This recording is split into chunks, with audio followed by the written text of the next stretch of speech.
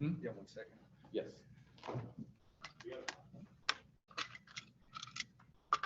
Recording in progress.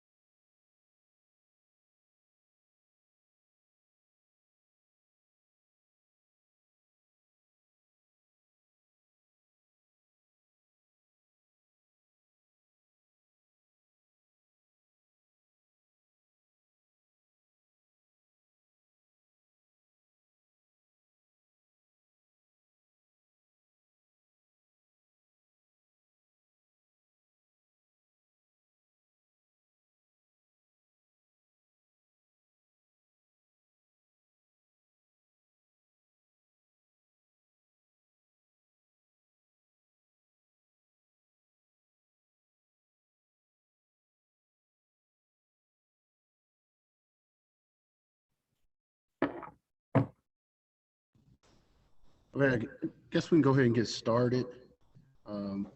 Welcome to the Finance and Facilities Committee meeting. Today is October 19th. Board members present is Beryl Pickle Antonio, Matt Campbell, and myself, Brian Hairston. We're going to start on the agenda with Mike Berlingle, who will be discussing the September financials.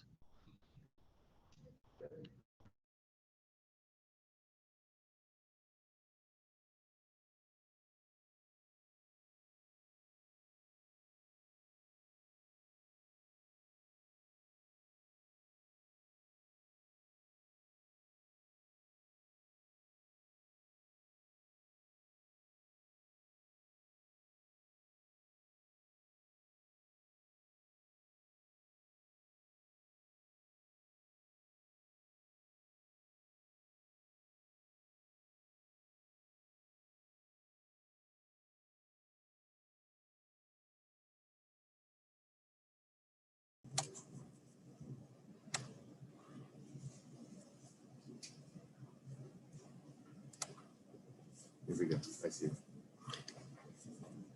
All right, now I'm going to get to notes. I think it's working, Steve. Steve. Here you go, Rick. It's working. Okay, so just a quick overview of where we are cash-wise. Total cash balance is $333.8 million. We're at 47.9 versus 46.2 estimate, so relatively close because most of the anomalies in terms of the variances that were timing related on tax collections and other items in the first quarter have normalized and evened out. So revenues for September were rather minimal at 1.2 million, and that was mostly just state foundation funding and some other miscellaneous receipts. The revenue loss in areas is due to changes in funding methodology. So we're continuing to see underruns in some areas because the funding formula is changing. I'll talk a little bit more about that in number 2, state funding. On the expenditure side, underestimates by 1.3 million, mostly combination of timing for purchases and change in methodology also due to the House bill changes. Employee benefits continue to trend lower. We saw an increase in pension-related costs due to the CSRS surcharge, which occurs annually about this time. And we're not expecting any variances to full-year estimates at this point. Operational fees, which last month were much higher, have kind of normalized because again, funding and collection of all tax revenues occurred by the end of the quarter. There's also appropriations and estimated resource revenue adjustments to be made. There were 2 new funds that are going to be created, and the receipts for those have been included in the 200 funds. The increase in the general fund appropriation is related to special education. As those costs are incurred or as we identify additional areas where spending is needed, by law, those are contracted and need to be expended. And the other for public school support, these are funds used that are primarily generated through fundraisers and other activities, and those are used for student purposes in the 018 fund. In terms of activities, the audit fieldwork started on October 13th.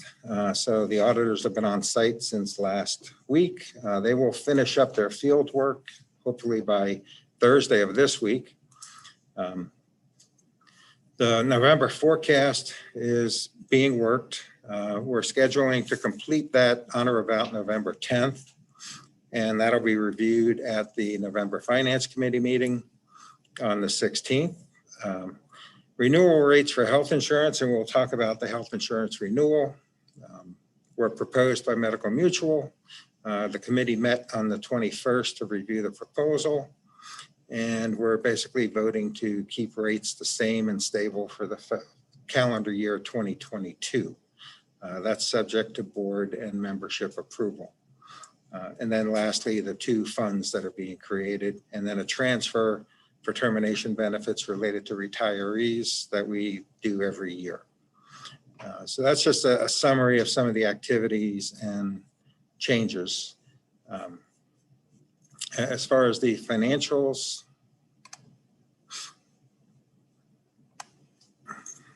need to find those now. Sorry.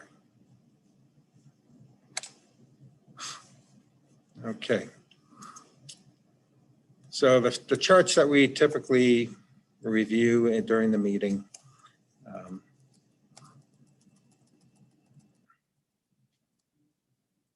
Here is the income statement. If I could make this a little bit larger.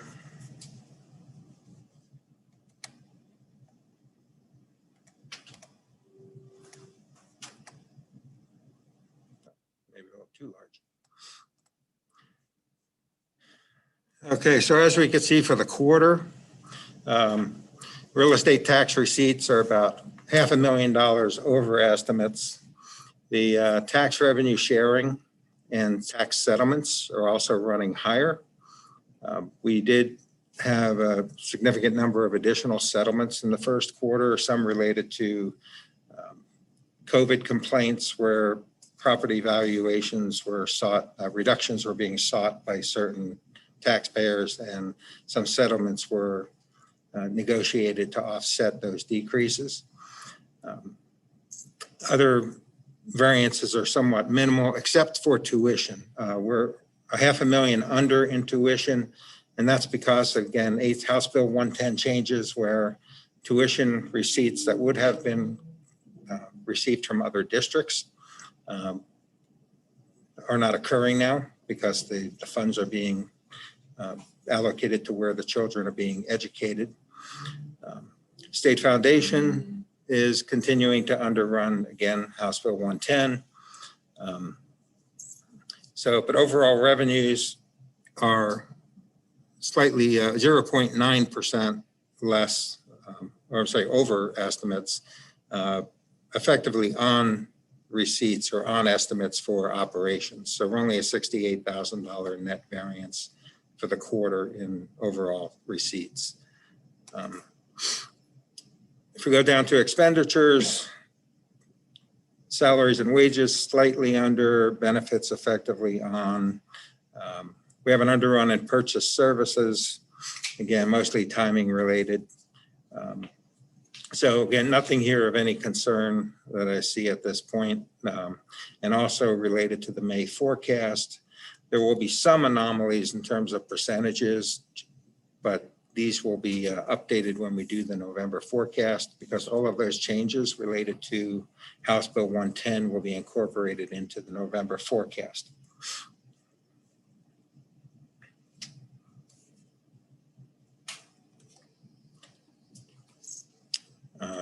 On a trend basis,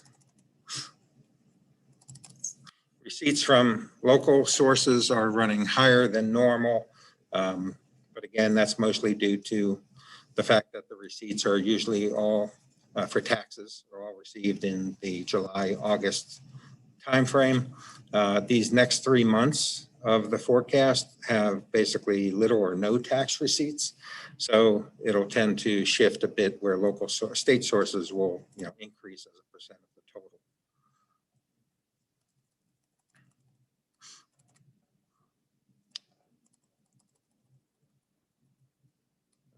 Next is the bank reconciliation. Again, no variances to note. If we look at our cash balances, operating cash, $470,000 in banks, $64 million in investments. The bulk of that being held in short term.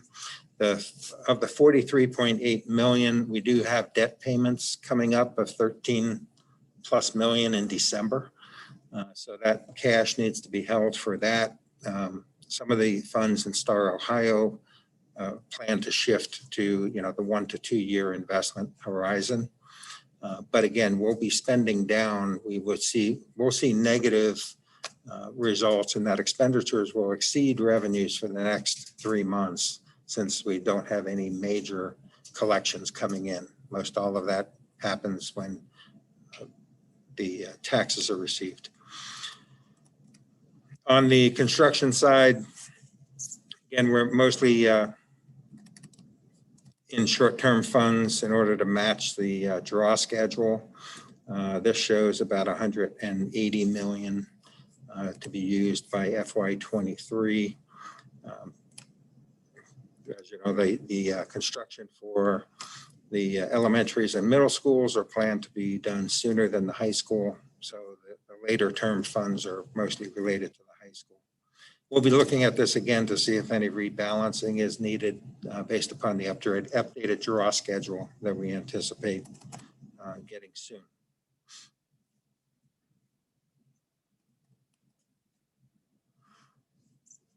Any questions related to those numbers?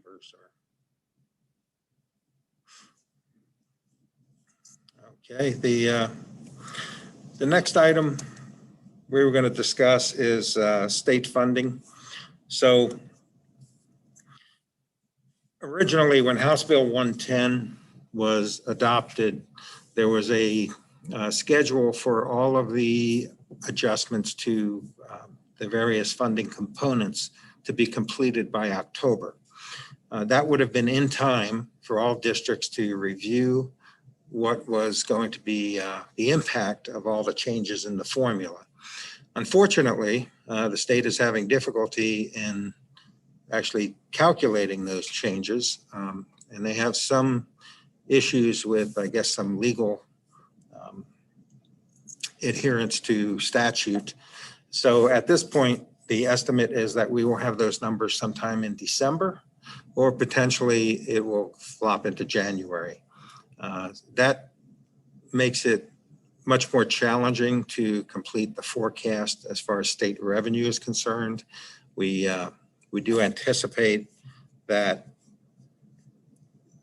the initial projections will hold true so that we will see some additional state funding, but that's not certain at this point. So over the next month or so, while compiling the forecast, I'll be reaching out to as many colleagues as possible to obtain the best information we can to estimate what the state foundation will be.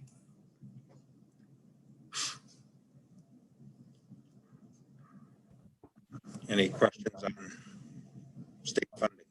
Mike, are you saying that the spreadsheets that were initially put out, they're discovering don't match the language of the Correct. the funding formula as it's written out in narrative form? So they're going back and redoing? That's my understanding. There's disconnects between the formulas that were used to calculate that. Do they have, it sounds like you're saying by statute, there's a timing requirement on their part to have it calculated?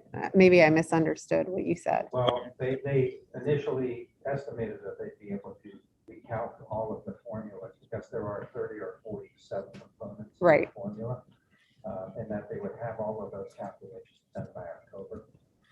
So we So know we know what what the impact is to Gjea. unfortunately happens in December. Okay. Very well could be January. Okay. So you have to do the forecast without that. Correct. So can we do the forecast using, can we do the forecast using our current funding model? We could. Or I want to try to get the best information possible. At worst, I would think I would keep it consistent with what we received Right, last year. right. That's what I'm asking. Increases that Were potentially Right, getting because we'd be overstating the revenues. right. That's what I'm asking. And it With the comes model forecast you use, when it comes in December or Sure. January, you muted, I think. With the model of the forecast that you use, K-12, you can update it in December when the new numbers come in, right? Or January and resubmit. Yes, you can update the forecast, yeah, anytime throughout the year if you have better information. Yeah.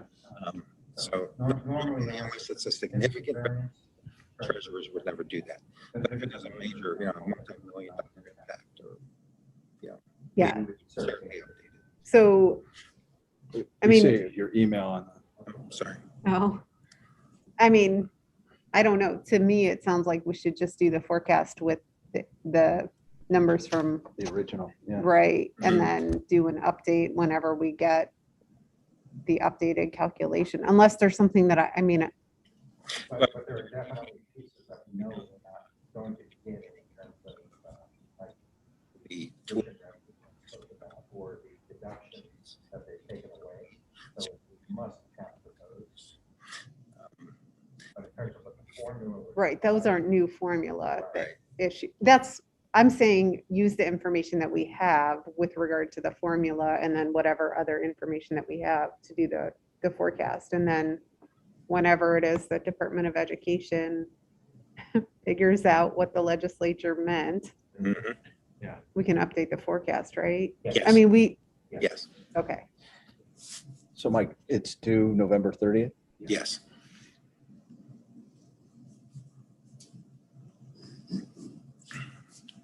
Okay, the next item is the health insurance renewal. So the committee, which is composed of several administrators and union representatives, met in September, and we reviewed information from our advisor consulting firm, and also what the proposal was from Medical Mutual. So first, we kind of reviewed where we're sitting in terms of the balances in our funds for insurance. See if I can turn this. Okay, so we previously, and I'm currently discussing with the auditors and the financial statement preparation firm, since we no longer are technically self-insured, we may be reclassing the 024 fund back to the general fund. So these dollars may need to be put back in the general fund. But if you look at the history here, we had 132,000 at the end of fiscal year 20. We've collected in fiscal year 21, 12.9 million in premiums from both the board and members. Our expenditures were 10.9, so we increased the fund balance by about 2 million. In FY22 through August, we added another about 200,000.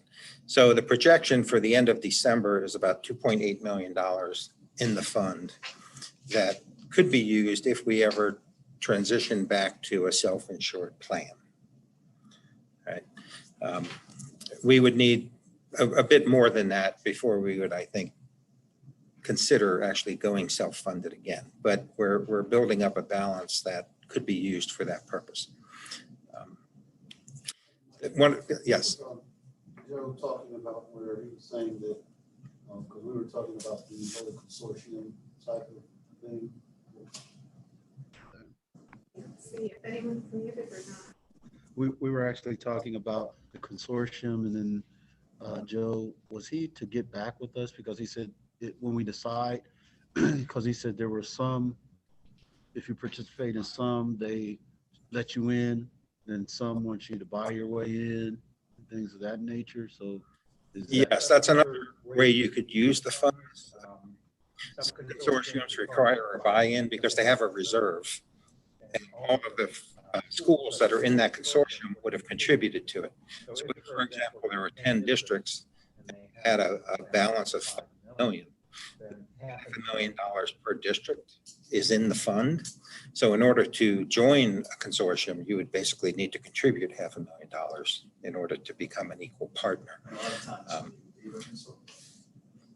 A lot of times when you leave a consortium, you have to pay your way out. That is true too. Because you have to pay for the run out and Yeah. the coverage. There are potential penalties for leaving. So yeah, it's a double sword sometimes. I would just like to say that I think the collaboration with Gjea and OPSI on the healthcare committee is a great lesson that, discipline and diligence and collaboration. We developed a pathway forward where we had a pretty dire situation where we had, I think it was 19 people that had reached catastrophic loss. Our reserves were depleted, and we've built back up. And I think having a 3% renewal from MMO is a great thing. But in healthcare, inflation can go up 8, 9, 10, 11%, depending on the year and your experience of the members of the plan. So I think it's a good story. And, I think staying the course right now is really, really important till we know more. I think MMO's rates were, for fully insured, were just excellent. And it made it, impossible to look anywhere else because they had such great rates. And so that may change. So every year we should look and make sure that, that it's competitive. But appreciate the hard work of the committee. It was a lot to take on, and the board's support for, the plan to do what we did to climb out of that. So let me just make sure I understand. So the recommendation as far as the feedback from the insurance committee is no change to the premiums for the next year, for the next 2 years. So we're not doing an incremental increase. It's going to remain flat. And what kind of feedback did we get regarding the balance we want to maintain in reserves? Is there a figure based on our to go self-insured population and number of participants and things like that? To go self-insured, Matt? Like what? No, what? just in general, just in general, to be in a healthy situation with the insurance.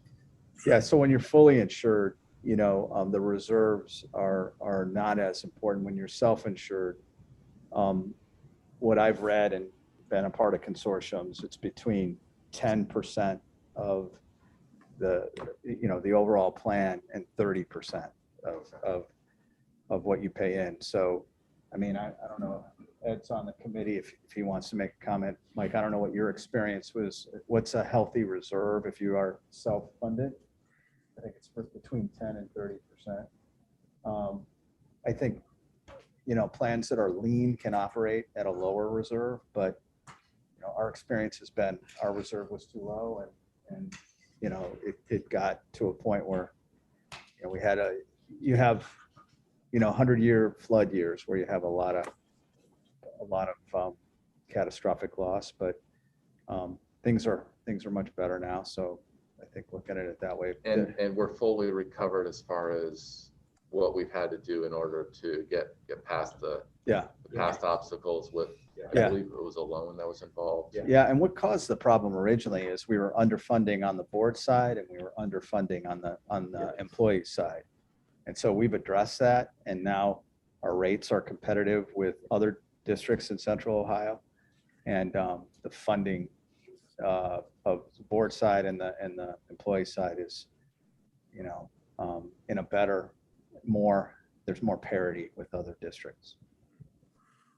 So yeah.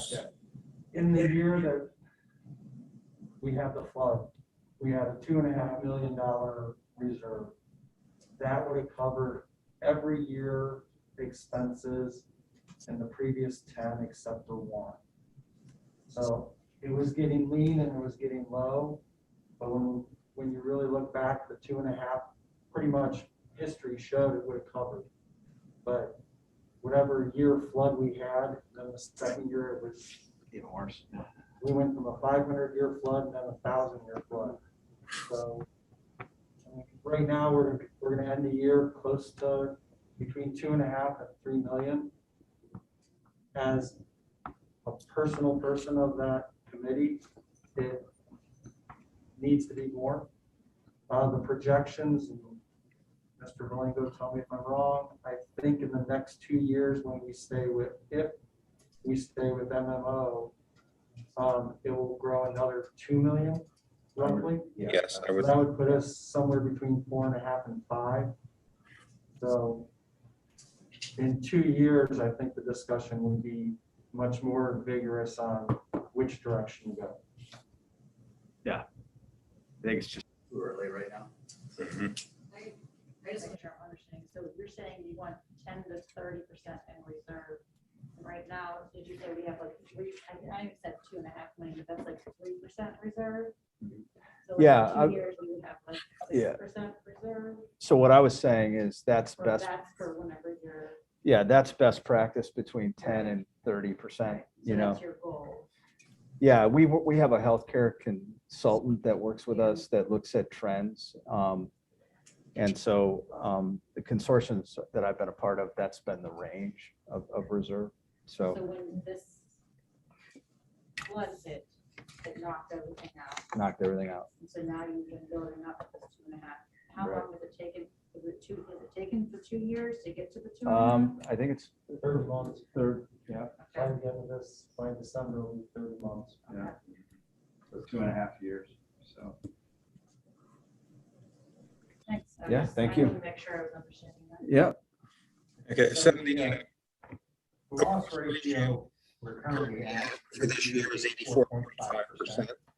And Based upon the table on the schedule, that would have put us So at 10% premium increase from MMO for calendar year 2022.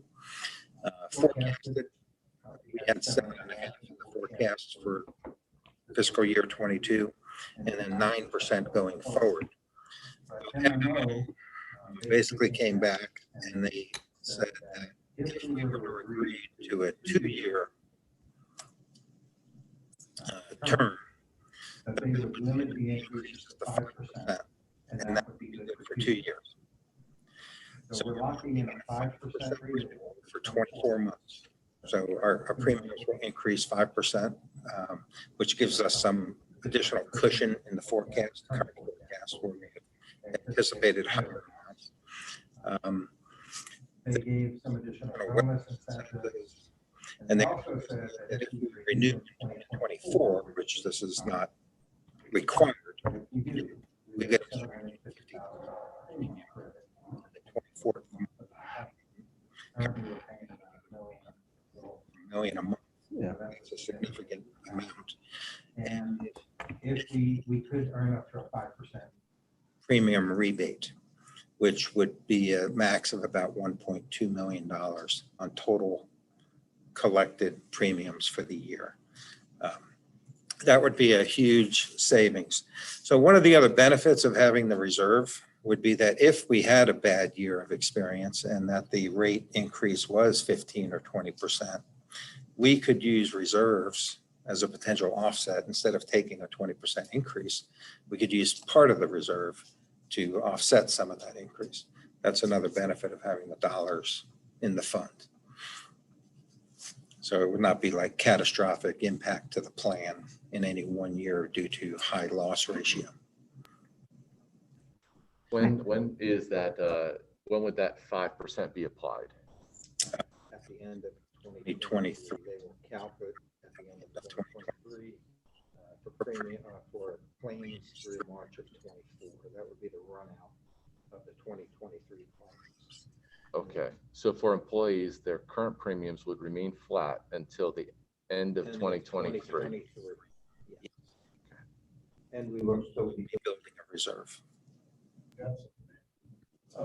We're asking about the 5% increase. Yes.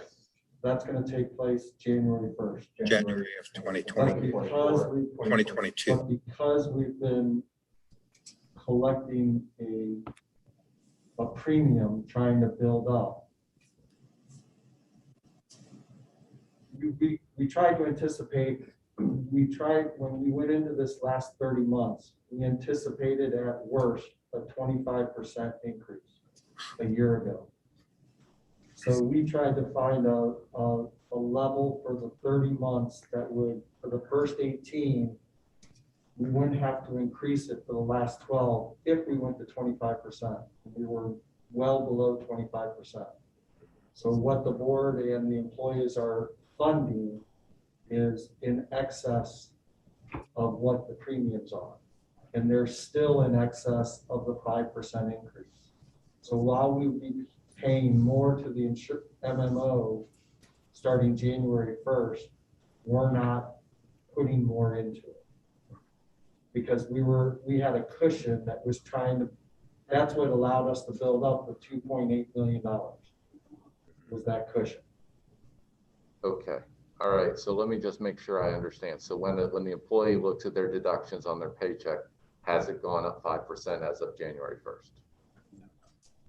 No. We'll keep the premium the same. The premium will stay the same, but that 5% is built into what we've already increased the premium to. Right. So the increase that we applied months ago, even though they're saying it's going up 5%, it's not going to be realized by either the employees or the board.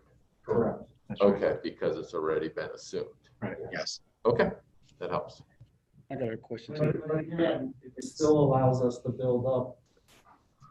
The excess that we're charging still allows us to build up a little over $1 million a year. So in 2 years, that reserve of 2.8 will be somewhere between 4.5 and 5 million. Correct. Mike, and does that any way impact what you had said previously about with the auditors here possibly having to move that money to the general fund? Yeah, partly it's because the internal service funds, which is what an 024 is supposed to be kind of like a zero balance fund. It takes in receipts, it provides the service, for example, in this case, self-insurance, and then it pays out claims and you're net zero. So it should always basically just bring in and expend, so it's in balance. By us building up this reserve and the fact that we are fully insured, we're no longer self-insured for medical and drug. We are still self-insured for dental and vision, but those are significantly smaller premiums. The question is, must we reclass this back to the general fund? And my theory is yes, but we'll account for it separately in a cost center. I have a question. What kind of feedback do we get from staff about how it's actually working, about how the services are, how the processing of claims are? And really, I mean, it doesn't sound like that question is really relevant until we get to the point 2 years from now when we have a larger dollar amount in the reserves. But I'm just, I guess, well, I'll let you answer the question and then. So the question is, are employees happy with the payment processing? No, claims not the processing? claims processing, not the payment processing, Okay. the claims processing. All right. I haven't necessarily surveyed the employees about personally, I've never had an issue. Let me just, I guess, back up a little bit. Is the insurance committee planning to look at that before making any decisions about changing the model? And I asked that question, I understand that we're not going to get that to that point until maybe 2 years, but if that's, I also understand why we're collecting as much as we are, because it does help absorb the increases as they come, but we're adding to this reserve. Like, I'm just trying to put all the pieces together. If we make the decision that we don't want to be self-insured, then I assume the insurance committee is going to have to look at the funding model so that we're not continuing to build up the reserve.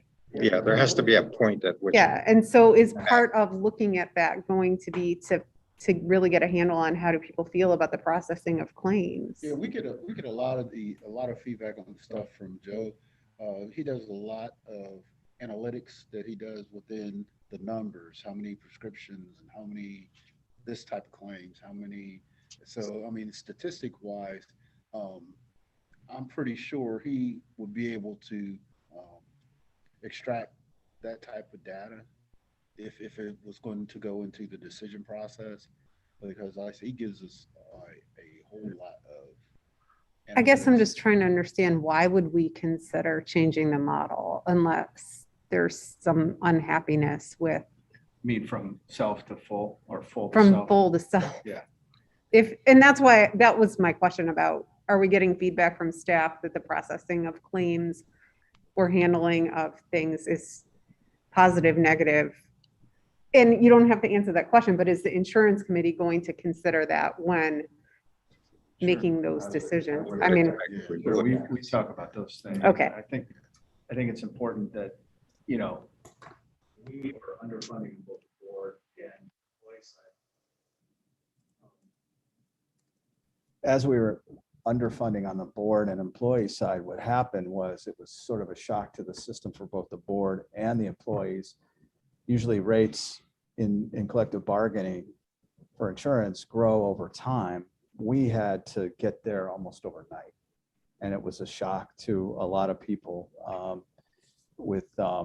I think we went, almost doubled our premium overnight. And so for, family health insurance. And so it was hard. And so it was an adjustment, but the committee looked at things and looked at the difficulty of the catastrophic years we've had. And now we want to kind of plan for a rainy day and make sure that we're thoughtful. And when we consider fully or self-funded as the committee's recommendation, all of that will be analyzed. I haven't heard, I think the shock of the higher rates was difficult for employees, but I haven't heard, difficulty with claims or anything with MMO. They have more of a presence in Central Ohio now. They have several school districts, and so, yeah, I think we would consider all those things. The question I have is, where does the next review of the rates, if we agree to this 2-year verbal, how does that fall in relation to the next bargaining window? So this year's contract, I think ends in 2024, right? And so 24 months from now would be, I think, 2023. The end of 2023 Right. is when we would get the renewals. Right. So is it close enough in proximity that it would be a point within the bargaining? Yeah, I think so. And I think the committee is poised to understand that we either have to, if we have another catastrophic year and we go up 15%, I think because the committee won't want to have what happened before, we'll collaborate together on a solution that is thoughtful and more gradual, instead of overnight having to increase so much. So I think it's a highly functioning committee. Thank you. Mhm.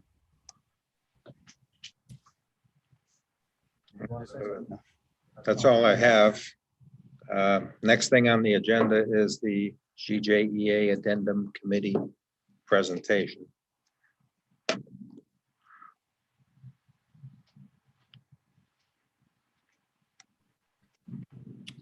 Gonna join me? Okay. So thank you for having us. Thanks for your time tonight. Ed and I are here representing our addendum committee, and we want to share. There's Ed. I'll switch it over to you when it's your turn. We want to share about the work that our committee has been engaging in over a couple of years, actually, period of time. So I listed on here the people who are currently on the addendum committee that were a part of the review process. We had a couple of members that switched out that weren't a part of that review process with us. So Mike Browning at Middle School South, Catherine Harris, our athletic director, Robin Murdoch, the principal at Middle School South, myself, and Ed Thomas. We're all on the committee as we embarked upon this journey of reviewing our addendum contracts. There might be some viewers that may not know what an addendum contract, are you guys gonna go into that? Yeah, I can do that really quick. So if you're not sure what an addendum contract is, we have a couple hundred extra projects, I guess, that our employees are taking on to support our students. Those contracts would include sporting coaching contracts, so any of the sporting events that our students are able to participate in the district, as well as other academic and clubs that students participate in, such as like student council. If we have a staff member who's in charge of that club, then they are typically offered an addendum contract and some additional compensation to take on the extra responsibilities that come along with being the head of that club or sporting event. So we have quite a few addendums that we offer in the district. I actually was not in this position when this committee started this project, but I believe it was, I'm guessing Ed, it was probably put in the language in maybe 2018 during bargaining. So through the teachers' collective bargaining agreement, the groups agreed that during the 1920 school year, the addendum review committee would get together and take a look at all of the addendum. Oh, yes. Sorry, I have somebody watching and they're saying the echo is really bad. Are you still? No, I muted him. I wonder if it's on a delay. Mr. Verlingo was unmuted. I just muted you. I'll ask her. Yeah, see if it gets better. Sorry. No, thanks for letting us know. So the work actually was supposed to be done during the 1920 school year. I became a part of the team in January of 2020, and 3 months later, most of you know what happened. COVID hit. So we were just at the point with our committee where we were about to survey our staff members and try to gather tons of information and start diving into that information to review the addendum contracts. So in March, our committee decided that we needed to suspend that work. As you know, our staff members were in flux trying to make sense of how to teach kids virtually at home. And there were more important priorities that we decided to focus on at that time. So we didn't quite meet the goal of what was written in the bargaining agreement of completing this work in the 1920 school year, but we were able to resume it later on. So we put up here the language that was actually written in the collective bargaining agreement that was agreed upon, and that is what framed the work that our committee has been doing. So we were to determine if there were recommendations and adjustments that were needed for the addendum contracts in the district that are issued for activities, clubs, and sports. They were originally supposed to begin in January of 2020. So as I said, we've had a little bit of a delay in getting these recommendations out. We are also to look at any new or modified addendum positions and get those approved by both the association and the board. So the association has already had a chance to take a look at the proposal that we have, and we wanted to bring this forward to the public and then to the board later on for approval as well. So today we want to share about our work. I went through a little bit of this already, but the work really started in the fall of 2019. So it's been ongoing for quite some time. We were tasked with surveying the addendum contract holders and then gathering that information and analyzing that information to try to take a look at what was going on with our addendum positions, where they're placed on the salary schedule, and if those placements were appropriate, if there were positions that maybe we just weren't even utilizing anymore that needed to be removed from the addendum structure, or if there were things that maybe haven't been considered in the past and needed to be added.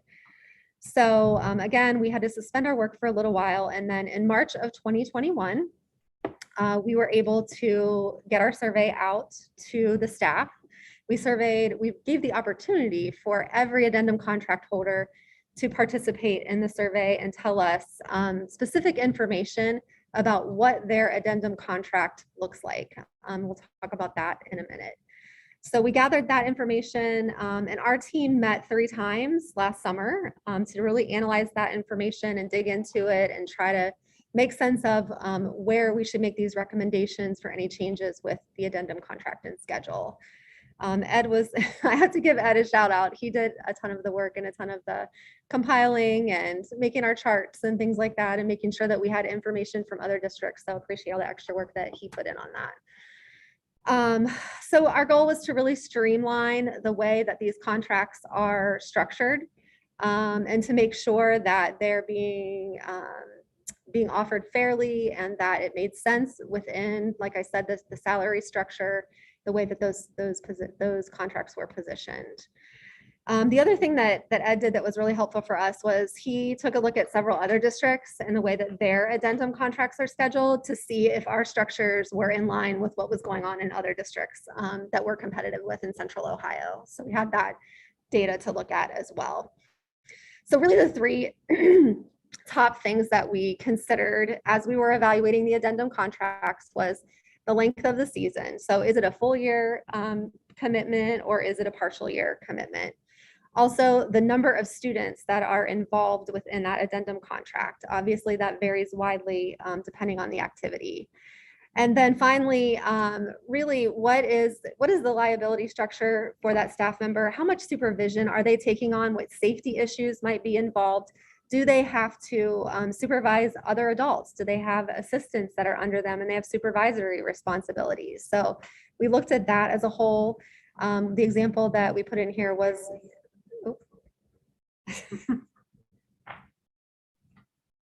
we good? Yeah. Okay. Wrestling requires much more involvement and safety consideration than maybe a sport like golf. There aren't quite as many injuries in golf as maybe there are in wrestling. So we took those things into account as we were reviewing all of the addendum contracts. So I'm going to turn it over to Ed, who's going to talk about. Any questions so far about what we were doing, our methods, like the three things? I'm just curious, I guess, in general, how is the way that we have it structured or had it structured comparable to how it's structured in the other districts that you looked at? Or were there like major things that were different? I think the one thing that we found out was we really tried to group sports more together. For example, you're going to see like hockey, when we first started it, was a group.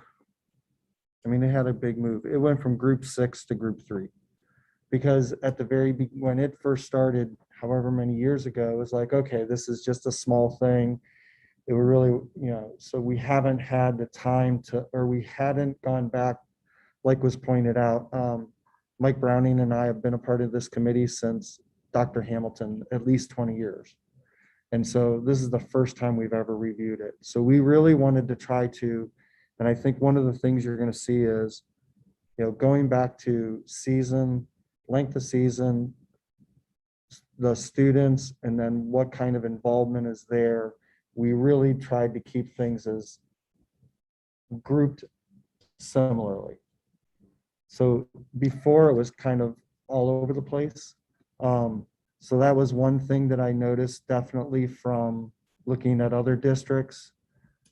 And then also, I mean, it was quite amazing to see just how different. We won't go through it, but these were the survey. This is how the survey results came back to us from the staff members. And you can see how we color coded each of the activities by their contract season and then the number of students that they typically have within their group. And then their level of supervision that they're responsible for within that activity. So we went through and coded all of those different activities. And the other thing I want to say, when we looked at other districts, while we use group 1, 2, and so forth, other districts use other names, but we really tried to look at more of what the money value was and not just what the names were, because that's not important what the label is. So these were the changes that we ended up with that we are proposing. I'm not going to go through each one. Each one is kind of done by group, and these are the ones that are changing. So if there's a sport that's not listed, such as wrestling, it's not changing. One thing that's taken into account, one thing we want to take into account, winter sports are much longer than fall or spring sports.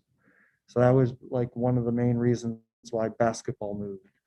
It went from 2 to 1. Track is also such a premier sport here at Gjea, plus with the indoor season, we felt that it needed to move up. The next chunk of group 3s you can see is many of your high school sports. And then, how do I get the next? So then the next group, when we get to group 5, you see some of the smaller high school sports. TV studio advisor, for some reason, there was 2 positions at group 9. We moved it to 1 position at 5. So you can still split an addendum, and oftentimes that's done. That change did not result in a monetary change. 2 at 9 is the same as 1 at 5. We did move up some of the middle school sports from 7 to 6.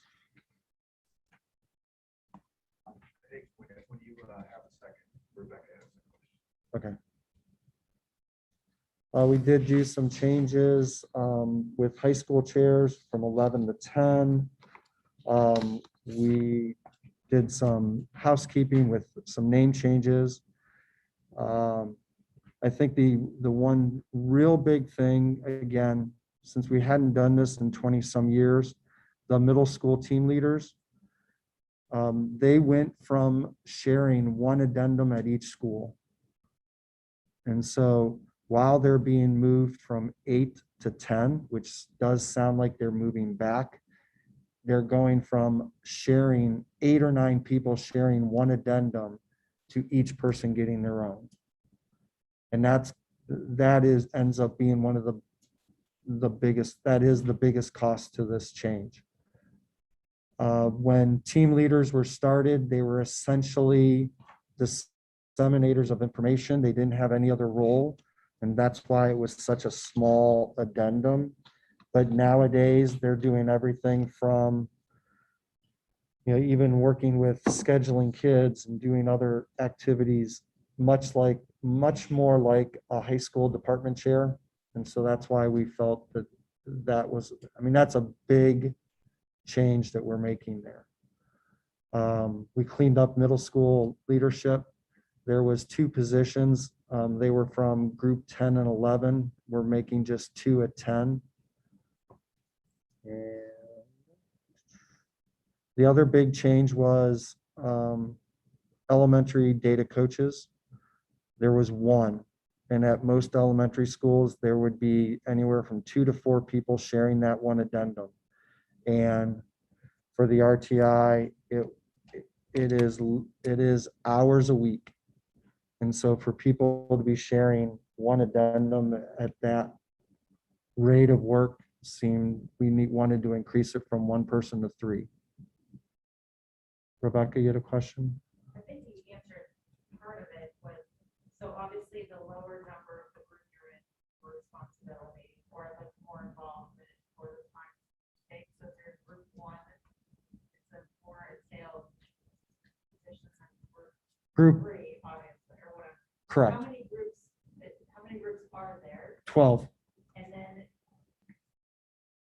not like you have to have, you have like 3 group 1s, 3 group 2s, like you can have as many group 1s as you want, doesn't have to be evenly dispersed. Correct. Okay. Thank you. So the addendum salary schedule, so the addendum positions, there's 12 groups. Group 1 would be the one that has the highest pay. It is a percentage of what the base is. And I can't remember exactly what that number is, but there's a formula. It's all based on the base salary. Like I said, 2 people at group 9 equals 1 person at 5. So And we were not tasked with making any changes to the actual compensation within the groups. It was just how the groups were, just structured. reassigning to the groups. Who does decide what the pay is? That would be a negotiated item between GJA and the administration. Okay, but not in, like, not individually, like if someone felt like my position, okay. No. School contracts, it's pretty much all by schedule and based on experience and as a teacher, it's educational level. For coaches, it's just what group that coaches, performance, all those positions. Think of another question I had, which is, I mean, it's involved in this, but not, directly to this regrouping. What, if we don't have time, what are the qualifications to be a coach? Like when I was growing up, this was, a long time ago, you had to be a teacher within the district to be a coach. And I know like my daughter's on a team and I love my coach, but I'm pretty positive this person's not a teacher, at least not at the school she's at. I don't know if this person works in the district or not. As staff. I mean, they're clearly on staff as a coach, but do you have to hold another position? No. No. Teachers, staff who are already in the district are usually given first choice at it, but oftentimes, and it's becoming hard. And this is one reason why we wanted to increase some of these positions, because it's becoming more difficult to find people. When the board hires someone that's not a teacher, they have to go through a special resolution to say, we tried, and this is where we are at, and we're going to hire these people. As far as qualifications, you need for many of the activities, you need a pupil permit activity permit. Oftentimes you also need health certification and other classes that you take. But as far as being a coach, it's preferred to have teachers. Back when I was at middle school and would coach, I harassed kids daily to come out, and I was able to do it. So it's preferred, but it's not always possible. Yeah, I think the point Ed's making is that, so that a couple of our schools, middle school east, we haven't had a football team there Right. in a number of years. But if we had a coach in the building, we probably could build a team. But, it's, so we've had to combine east and west to have a team. And we've had to do that with a number of things. So I think having coaches in the building are a good thing, but we can't always get them. I don't think it's ever been harder to coach. It's there's a lot of protocols and it's a lot of act. If you're not a teacher in the district, or on staff in the district, other than a coach, what does that look like liability wise too with insurance? Like the school? They're still covered as long as they have the pupil activity permit, background check, and all of those things. They're still covered with district liability. I mean, I'm not looking to coach. I'm just, curious because my children are involved in sports and Yeah. we've always had great coaches. I just didn't feel like some of them, I hadn't heard of their names prior to. Yeah, I think it's been harder and harder to recruit coaches, and right now every labor sector it's harder and harder to find people. So, Well, Rebecca's question made me, I don't know if you have the answer to this or not, but for those who are not, for those individuals who fill one of these addendum contracts, sports or otherwise, but they are not staff, what kind of onboarding and training do we give them to make sure that they understand what the mission, vision, and values of the district are, and the philosophy of sports or arts or whatever addendum contract is that they're fulfilling? What do we do? Yeah, so, we do the paperwork process in the HR office, obviously. I would say the majority of the time when we have to go outside of the district for an addendum, it's a sports type of addendum. So obviously at that point, the middle school athletic director and the high school athletic director would kind of take over and do the orientation process. They do have, I believe both levels, they have handbooks for those employees that they would review and hopefully be able to get them all of that information that you're asking about. I guess from my perspective, that's one of the other advantages to having staff filling those positions if we can, because it's, I mean, I think that there's just so much that goes into the culture of a school district with regard to what our goals are of the addendum contracts. It's a lot to try to convey to somebody who's not already part of the district. Yeah, and I think, you know, it's another reason why we've wrestled so much with that middle school athletic director position, because it is a lot of responsibility. And, you know, we want her to be able to be actively engaged and involved in, you know, all of the sports as much as she can be, and make sure that she's put a lot of things in place in terms of coaching and evaluating all of her staff members. So yeah, I agree with you, Beryl. It's really important. I have two questions and they're not related.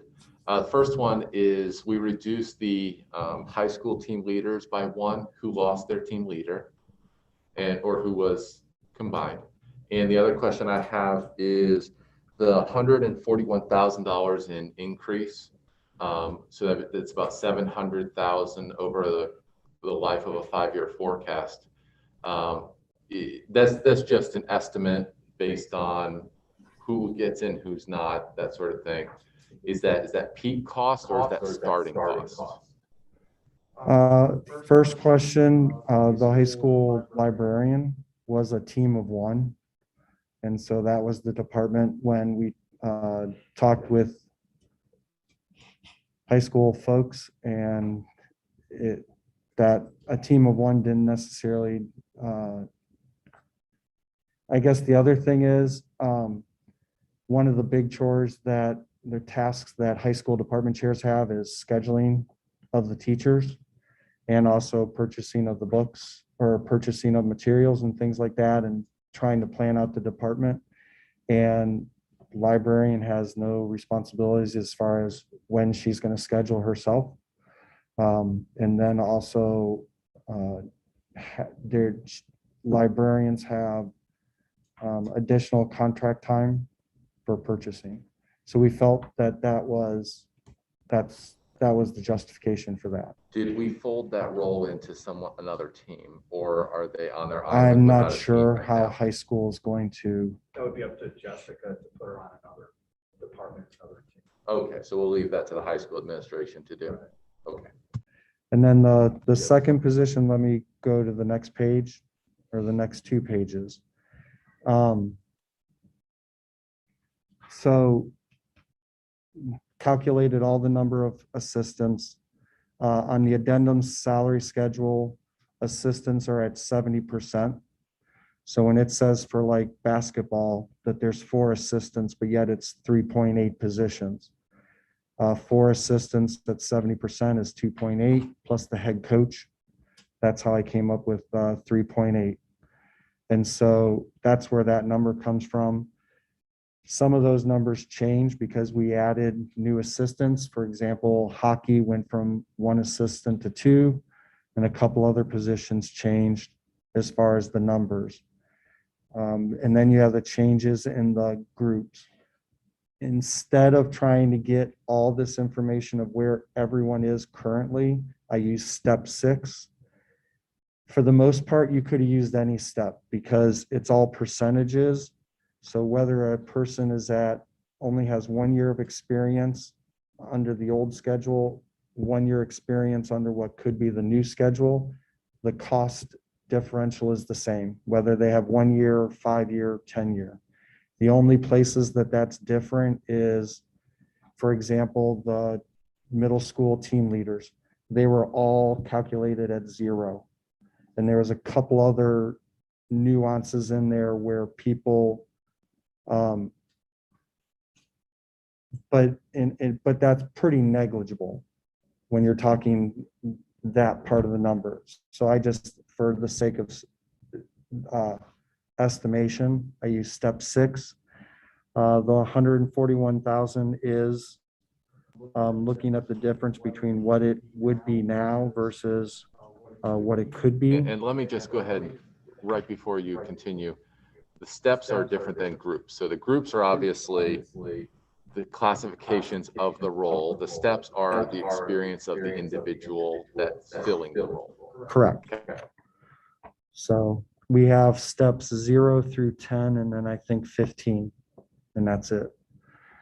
One other thing I wanted to add with,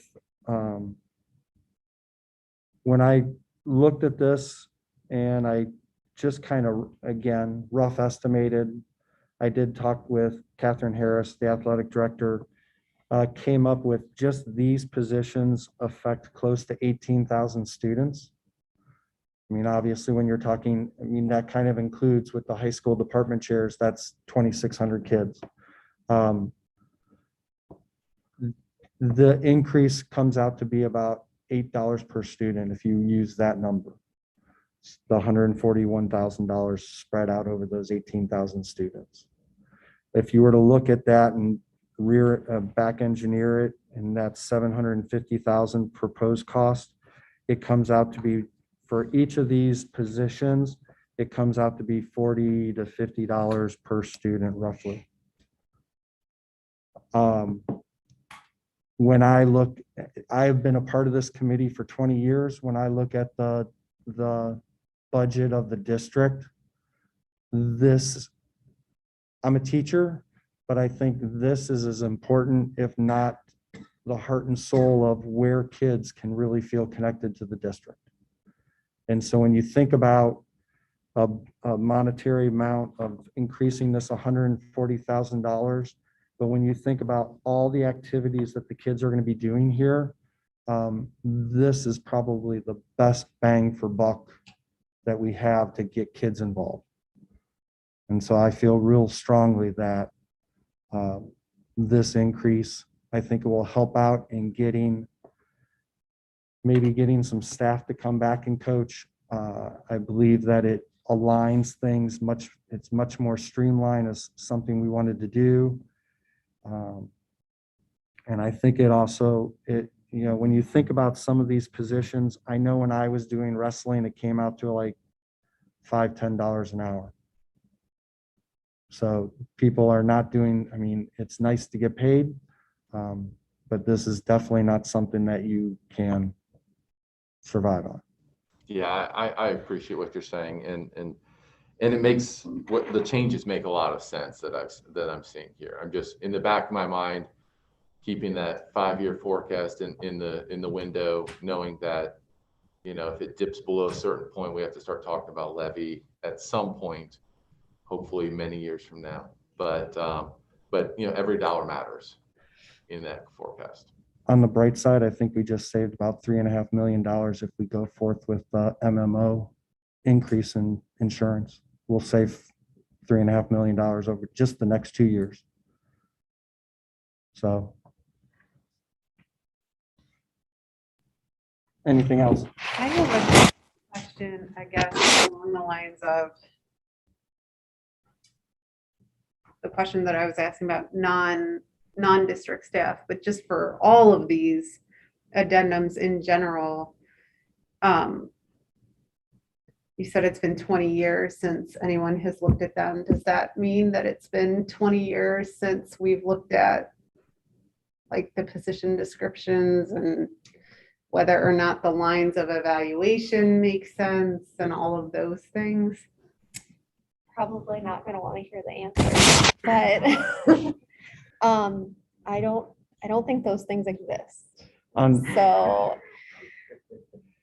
yes, that's kind of the next step in the process for the addendum committee then, is making sure that those things are in alignment and that we're following them and that there is an evaluation plan and that we're able to continue to evaluate these positions equitably.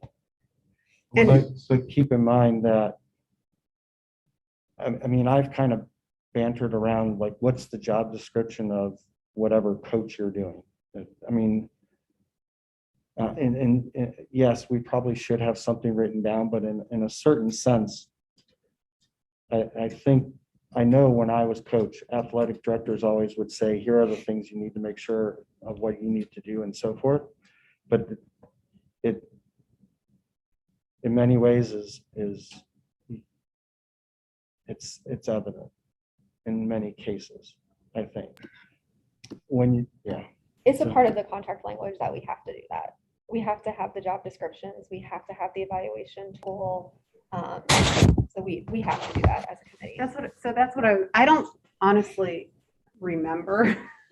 This sounds bad on my part because I certainly was sitting here in 2018. I don't remember the board's discussion about why we made the change in the contract, what the expectations were. And I asked that question knowing the answer for other kind of positions. That's Yeah, I think what happens is that in many districts, the addendum contracts need periodic dusting off, and this committee has done hard work to do that. And I think it's an opportunity to put in rubrics and job descriptions and all of those things. And you know, I think at the end of the day, it's not something we in collective bargaining in 2018 we really had time to do. And so the intention was to do it in the 1920 school year, and it was just a really rough year. And at the end of the day, the committee has worked really hard to do it this year. And I think at the end of the day, I think it's really important that kids are involved. I mean, when I go to a soccer game or a football game or a band concert, it's a little bit different after COVID for me than it was before. I'm so grateful and happy to see kids out there because so many miss so much. It's a whole win or lose a game, you know, it's a whole different outlook for me. So, so is the committee planning, like, are there additional dates scheduled for the committee to meet to work on those things? And what is the plan? I'll just leave it open. What is? Yes, the committee, we don't have a date scheduled for our follow-up meeting that I can think of right No. now. But it's on our agenda of what we wanted to do with the rest of this year. And also set forth a policy of how do we go about when new sports are brought in or new activities and so forth.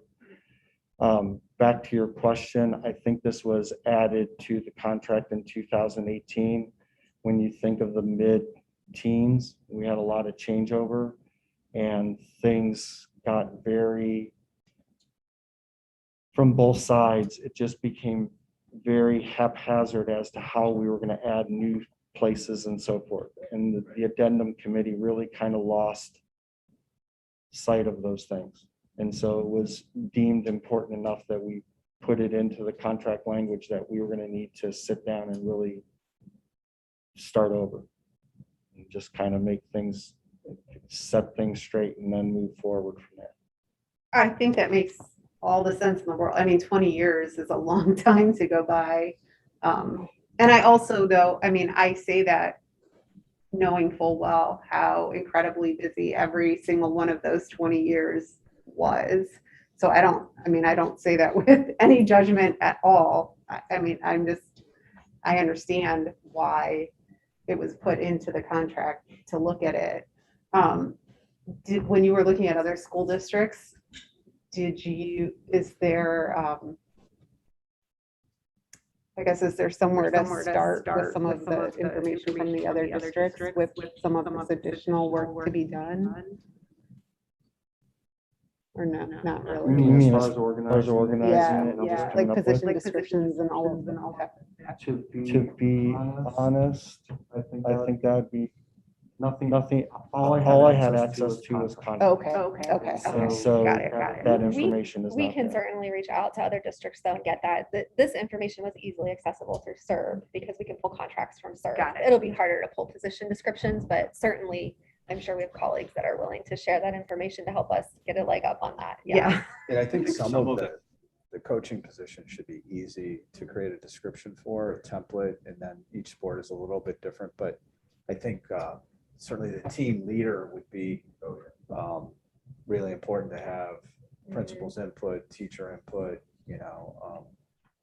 just on what that role is. And I think that would be a little more work Yeah. than the others, but I think, a lot of them would go pretty quickly, maybe. And, to Ed's point, I think it's really important to have a transparent process for how to make changes to this addendum schedule moving forward, because the poor addendum committee members get people coming up to them every day saying, I need an addendum for this. And there's really not a structure for evaluating that right now. So making sure that we have that in place moving forward, I think will be important. There have been things that we've wanted to add, and we have worked collaboratively to have an MOA to add some things. Things that people are interested in.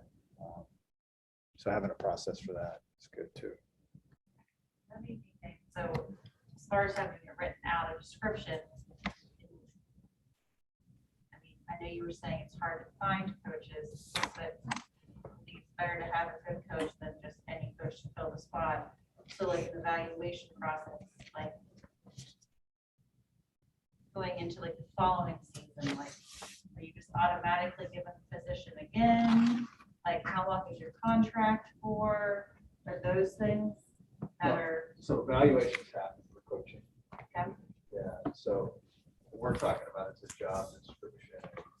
What else is Right, involved? but if there's not a job description written out, how do they know what the expectations are? So you see what I'm saying? It'd be definitely tighter to do the evaluation of the job Yeah. description, but the coaches are evaluated.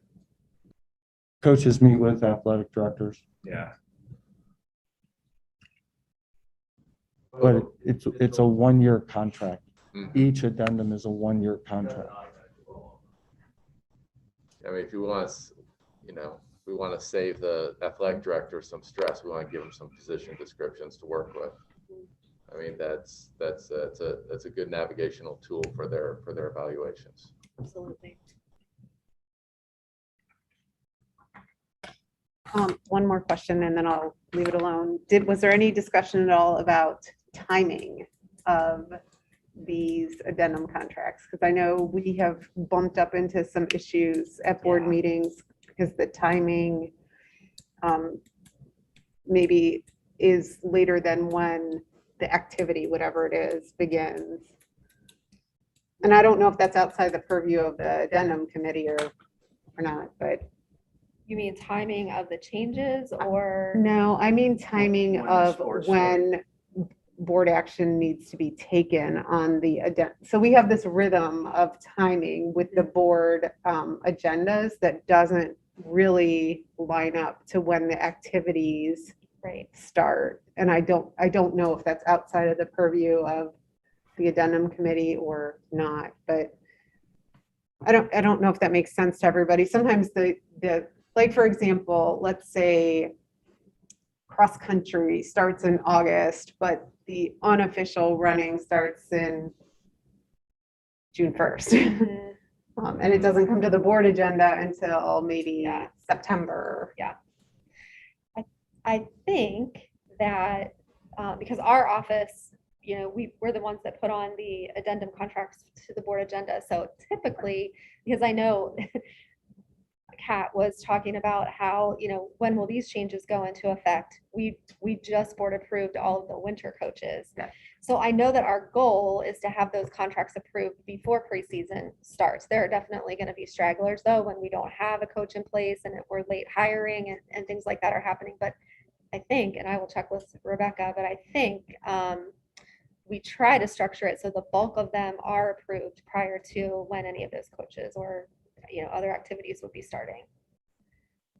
And there's multiple approvals throughout the year for the different seasons.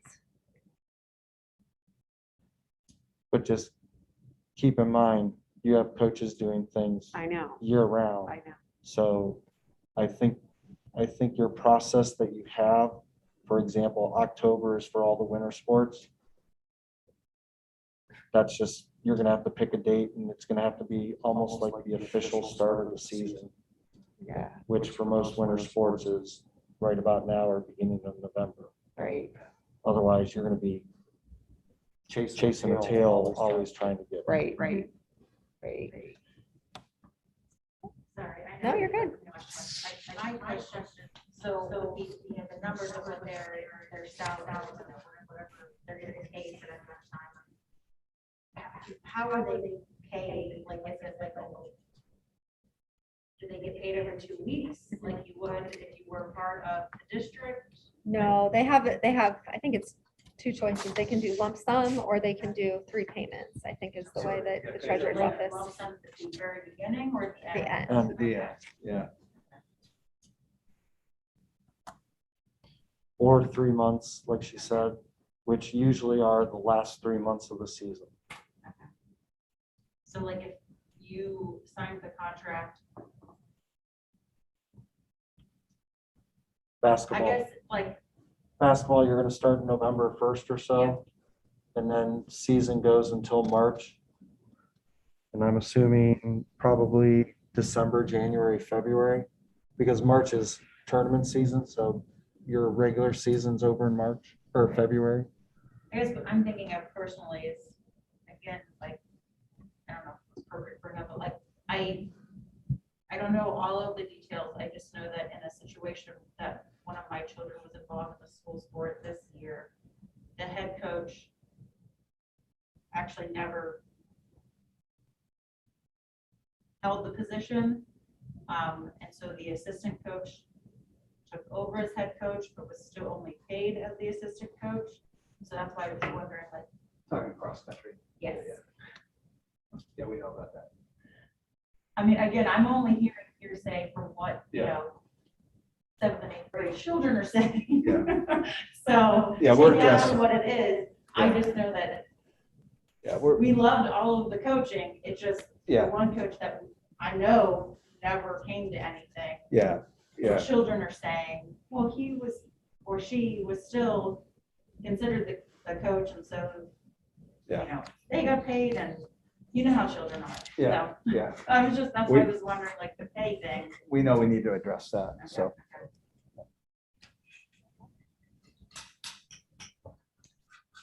All right. So this is what we've been talking about. Per the negotiated agreement, our next steps are to make sure that we have job descriptions developed for all of the positions and that we have an evaluation rubric for any addendum contracts moving forward.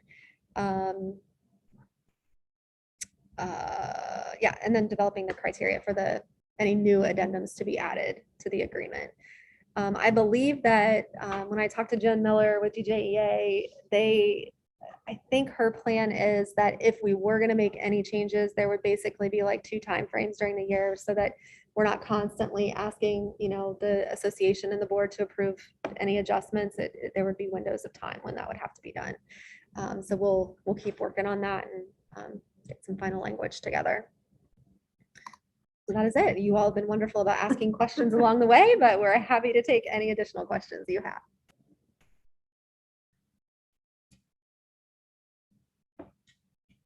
I do have my. That's why we're here. I tell my children all the time to ask questions, because how we learn, so Yeah. I always come with questions. So the 141, that's projected how much we need to come up with, correct? It's the difference between What's in the budget? right. It's the difference between what we would have paid with the positions in there on the How we old were before. structure and then what the new ones would be. That's just, it's not an exact number because we didn't go through and And I am all for, I mean, cross country, I feel like has been like the best thing ever. And that's my oldest child. So it's the only, we've done track too. So track is amazing too, not just cross country.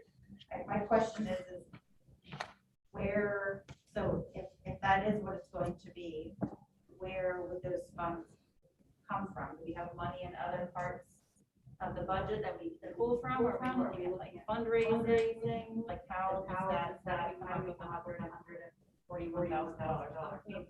I know when you break it down, it's so little kids, but when you put it together, it is a big number. It would, well, when the forecast is updated, we'll see where.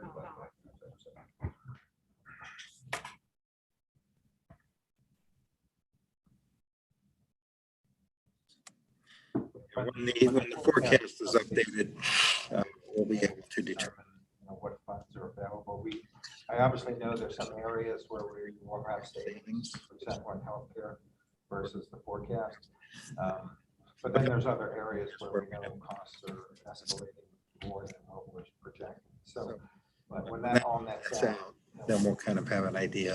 of where the budget We will have to come wait from. on the state with all of that, right? That goes back to what we said at the beginning of the meeting. Yes. I And, just and want to make sure I'm following. yes, And some funds you can move and some funds you cannot. Yeah. And Mike, just a reminder, so it may change, but with the new funding formula, we get incremental increases, and I think over a 5-year period, it's like $2 million. 2 million. Yes, that was the So initial. there's a little bit, for the first time in a long time, a little bit of growth in funding. We're what is known as a cap district. So the previous formula, we were losing between $4 and $5 million a year because we were capped off. And there's about 60 districts in the state that were in that boat, and we were one of those. So the new funding formula is benefiting us a little bit more than the old one. Doesn't fill the cap of 5 million, but it's better. That $5 million figure is every year, not over 5 years. So.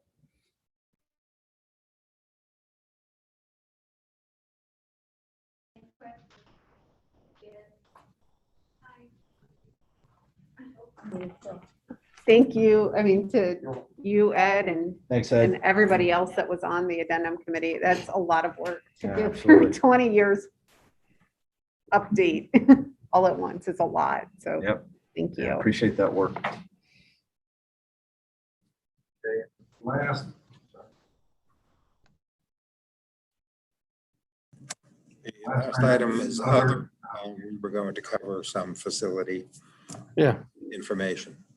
so we'd like to just talk about a couple of the business office things that are going to come in front of everyone here in the next couple of days. One of those items is the owner's contingency for phase 2 projects. We did an addendum. I'm sorry, not an addendum. Sorry, you got me. We did a resolution for contingency, the owner's contingency, a couple months ago at the board meeting. And in our budget, we have $5 million set aside for owner's contingency that can be used for board-approved vendors, such as the architect, construction manager, civil engineering, environmental engineering, and commissioning. And as we go through the project and we say we find something we need, we can pull from that contingency to make sure we have enough money to cover it. So what you're going to see on Thursday is the first resolution we did was for $100,000. This is the first time we've done, like, we didn't do Lincoln Elementary this way. So it was new to me and it was new to us. So instead of putting all $5 million out there for use, we only asked the board for 100,000 of those dollars, knowing that we're just getting started. We're not going to be making too many big decisions. So what we're asking the board to do is increase that 100,000 to $1 million. So that, because we're starting to get more into it, more civil engineering, going out and testing the soils, making sure that it's gonna, we can put the proper footings in for the building so they stand up and hold up for a long time. Plus we have some traffic studies we have to do. So there's just, things are starting to move. So, we felt being, kind of our own self-check, let's not go ask for the 5 million. Let's go in increments so that the board understands what we're doing and you have some say in that money. So that's one item that you're going to see. The other item that'll be out there is the builder's risk. So we are going to do an owner's controlled insurance program, OSIP. And part of that OSIP is builder's risk. So as you start to build projects, we all run into a risk that things can happen and things can go wrong. So you have to have insurance. So we did so that we can stick a shovel in the ground in November, hopefully, We went out, put a bid out for it, and we came back and we're going to ask you to approve that builder's risk with CNA Insurance. We had 3 companies that bid. CNA Insurance was the lowest by a significant amount, and we're really happy about that. And then eventually we'll come back to you to talk about other portions of the OSIP that we'll be doing. So those are the items that we have out there. I mean, we're moving along in phase 2. You know, the elementary schools are close to putting a shovel in the ground. We're starting to make some more decisions on the middle schools, and then, you know, the high school is starting to take shape and discussing the budget for the high school and making sure that we can get that in and get it done on time. So any questions? Yeah, I just have not really a question, but just a comment about the process for OSIP, owners controlled insurance. We met with a couple of firms and had a presentation, and we considered, you know, whether or not it was a good thing to do. This is a very big project, and so it's really important. There'll be a lot of subcontractors on the job. And so if one of them falls down and has a problem, we would have to go to that entity and then deal with their insurance company. But the OSIP, the owner's controlled insurance, they all go through one umbrella. And so it will cut down on legal fees, and it will cut down. So when these subcontractors bid, they will bid without putting the cost of their insurance in it because we're covering Sorry, it. they will bid with insurance. Yeah. So once in our contract, it'll say that we'll remove that insurance and then the OSIP will take over. Right. So we will know what the savings will be from this program. Yeah. So they have to bid with insurance, and then we remove their insurance from that bid. So- Right. I said that wrong, but the idea is we would get a discount over the long haul on all the different subcontractors. So they'll bid with the amount, and then the amount will be subtracted. And so it'll clean up, you know, on when things get contentious with lawyers on both sides, they hold up projects, they could really cause a lot of problems. And this OSIP process was very intriguing to us to kind of limit all of that. And we looked at a couple of districts that did that, and they had good results, and they saved a significant amount of money in the long run. So They'll also work with Rosilli and Turner on a safety and Yeah. security program to making sure that we have the right information out to all the subs, and they're getting the right training. They're filling out the right forms so that when they come on the job site, they're following all of our rules and regulations. So I was going to ask the question that you just answered, so I Okay. appreciate the Good. answer. Yeah. And you said that there were 3 that bid on? Sure. the- Yeah. It was Liberty Mutual and Cincinnati Insurance were the other 2. Were there wide differences? Yes, so the price will be 331,000, and the other 2 were 100 and 160,000 more. So Thanks.